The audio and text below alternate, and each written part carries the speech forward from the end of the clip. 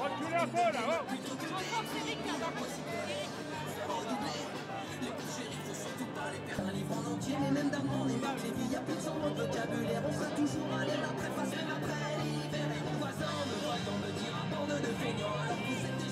Comment vous avez vécu votre non-investiture? Alors, eh ben, très mal. Un mail entre 11 h et minuit hier soir, même pas un coup de fil. Après 25 ans de militantisme avec Jean-Luc Mélenchon, j'ai trouvé ça d'une brutalité et d'une lâcheté hallucinante. Après, le plus gros de ma colère, c'est que je trouve ça irresponsable politiquement. On a l'extrême droite qui est aux portes du pouvoir dans ce pays. Ces règlements de compte sont de nature à venir enrayer la dynamique d'unité. Mais bien sûr, franchement, de quoi vous me parlez? Vous n'êtes pas en train de me parler de ce programme magnifique qui est le programme de rupture du Front Populaire. Vous me parlez finalement de cette purge. Donc c'est pour ça que c'est un acte irresponsable de la part de la direction de la France Insoumise. On a mieux à faire. On a tout le pays à mobiliser, à convaincre. On a 2 semaines. 2 semaines pour écarter le danger ultime de l'extrême droite au pouvoir et de se donner les moyens de gouverner, de changer la vie des gens, d'abroger la réforme des retraites, la réforme de l'assurance chômage, la loi sur l'immigration. Et qu'est-ce qu'il fait? C'est minable, une purge. Et c'est quoi cette purge? C'est les 5 députés sortants qui faisaient partie de ceux qui menaient le débat, notamment sur la stratégie unitaire. Parce qu'on estimait que c'était pas bon cette stratégie de cliver pour cliver, d'insulter les partenaires. Et face à l'extrême droite, la gauche, elle doit faire peuple uni.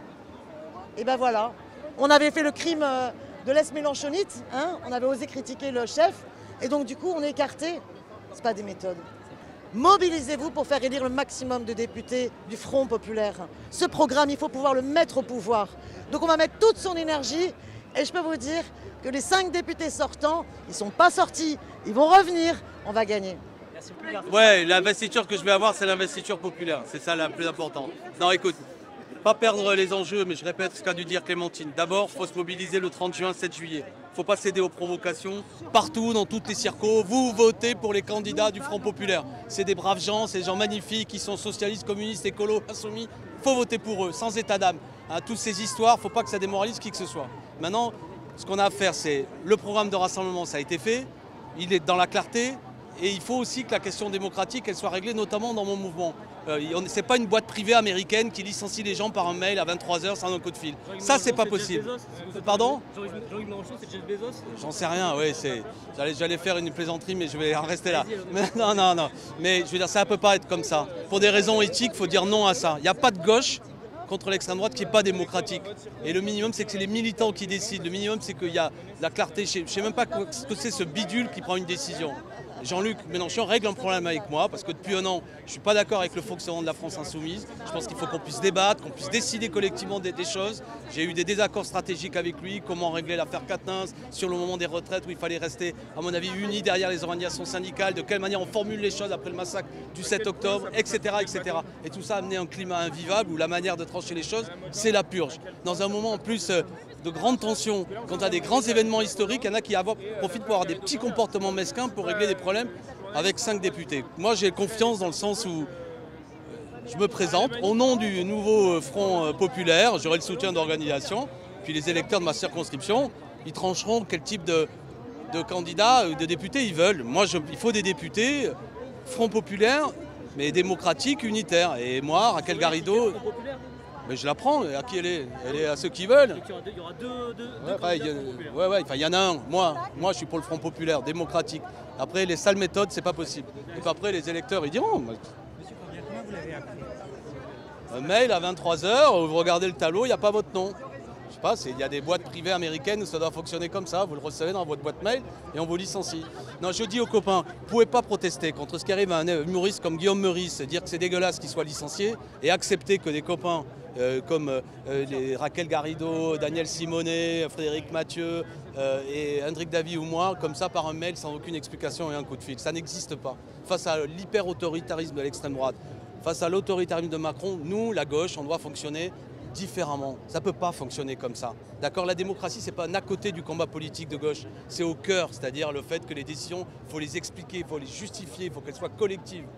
et pas des coups montés pour régler les problèmes avec ses opposants. Les manifestants nous ont dit qu'ils regrettaient que le lynchage soit lavé en public. Bah oui, c'est la raison pour laquelle ceux qui font ça sont des provocateurs, mais il ne faut pas céder aux provocations. Il faut avoir des comportements responsables, pas irresponsables.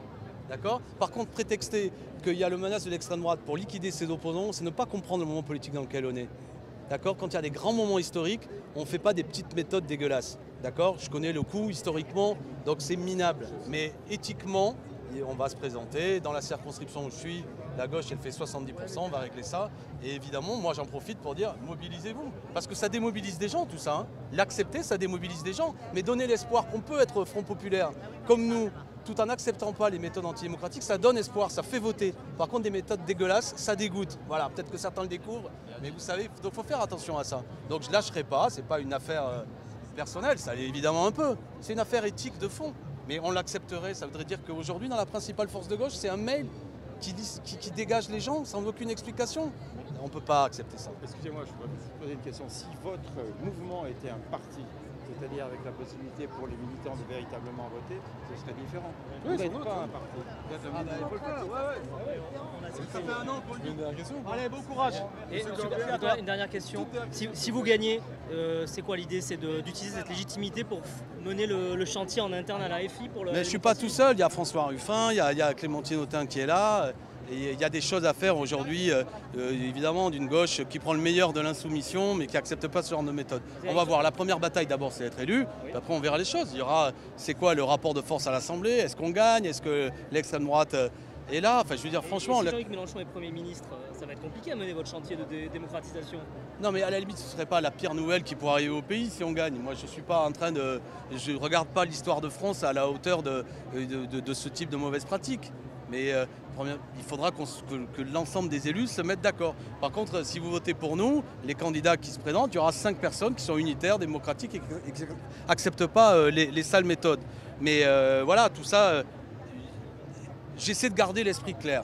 Ce qui est important, c'est que le 30 juin et 7 juillet, on aille voter massivement pour les candidats du Front populaire, pour bloquer l'extrême droite, pour mettre en place une majorité sociale, démocratique, écologique. Voilà.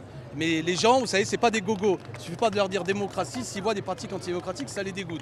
Alors pour laquelle je pense que le fait qu'on prenne la parole les rassure. Et on a raison de protester, et puis là on va faire campagne. Qui c'est qui prend des photos là? Tu l'as fait là? Luc, tu peux prendre une photo? Eh ben voilà. Avec le téléphone de qui? Comment allez-vous? Je vais bien, je suis contente de voir autant de monde réuni aujourd'hui. L'unité des citoyennes et des citoyens face à l'extrême droite. Il y a du monde, qu'est-ce que vous pensez de l'ambiance en fait? Elle est très chaleureuse, elle est très fraternelle. Il y a beaucoup de jeunes. Je vois bien, moi j'ai une grosse équipe, on vient de banlieue là, tous mes amis là. Venez avec moi les amis, venez derrière moi. Et alors, on passe à la télé là. Cette nuit, par rapport aux manœuvres d'appareil, quelle est votre réaction? Et ben voilà, toute mon équipe, la team. La team Drancy, Le Bourget, Bobigny là, venez. Venez, vous allez voir qui sont les vrais insoumis chez moi. Venez. C'est eux qui ont fait les 42% de Manon Aubry dans ma circonscription, Le Bourget, Drancy, Bobigny. Ici, il y a des vrais militants qui se lèvent tôt le matin, qui consacrent de l'énergie pour lutter contre l'abstentionnisme, qui mènent des campagnes, qui sont toutes bénévoles dans leur engagement. Et par rapport simplement à ce qui s'est passé cette nuit, parce qu'on se pose vraiment la question, vous avez été écarté, oui. Comment est-ce que vous réagissez? Je réagis. D'abord, j'ai posé la question à tous les camarades et tous les camarades confirment que c'est nous les insoumis. Et alors, quelle incidence ça peut avoir sur des gens éventuellement qui pourraient se poser la question Enfin voilà, ça risque d'avoir peut-être des conséquences. Qu'est-ce que vous répondez? Que lutter contre le dégoût en politique, c'est peut-être la première obligation, surtout en banlieue, là où je suis élue. Et que du coup, ce qui est fait là, en créant de la confusion et donc sans doute de l'amertume, c'est vraiment criminel en politique. Donc nous, on va essayer de reprendre le flambeau. Je suis la candidate du nouveau Front populaire dans ma circonscription. On va faire ça avec le sourire, avec de l'énergie. Et puis il y a un débat stratégique. J'ai un désaccord politique avec Jean-Luc Mélenchon sur la démocratie, sur même visiblement l'importance de l'union. C'est vous qui allez porter l'étiquette Nouveau Front populaire, c'est ça hein? Mais bien sûr, je suis la députée la candidate à députée du nouveau Front populaire pour la raison que dans cet accord, il était convenu que les circonscriptions sortantes allaient aux sortants, sauf exception dûment motivée, par exemple, vis-à-vis de personnes qui étaient auteurs de violences sexistes et sexuelles. À aucun moment, la direction de la France Insoumise n'a posé sur la table, n'a indiqué aux partenaires qu'elle souhaitait m'éconduire. Donc, à partir de là, vous allez bien vous présenter. je me présente, bien entendu, avec le soutien de toutes les forces de gauche. Alors, je n'aurai pas le soutien de Jean-Luc Mélenchon, je n'aurai pas le soutien de la France Insoumise. Et cette personne qu'on ne connaît pas, qui n'a jamais milité, qui n'a fait aucune campagne chez nous, qui arrive comme ça, on se demande pourquoi il voudrait éliminer de cette circonscription une femme qui a mis du temps à éliminer la droite affairiste là-bas de Jean-Christophe Lagarde, c'était dur. Voilà, il n'y a pas beaucoup de femmes immigrées comme moi à l'Assemblée nationale. Pourquoi cet individu souhaite m'écarter, on l'ignore. Mais en tout cas, je vais le battre. Merci beaucoup. Merci.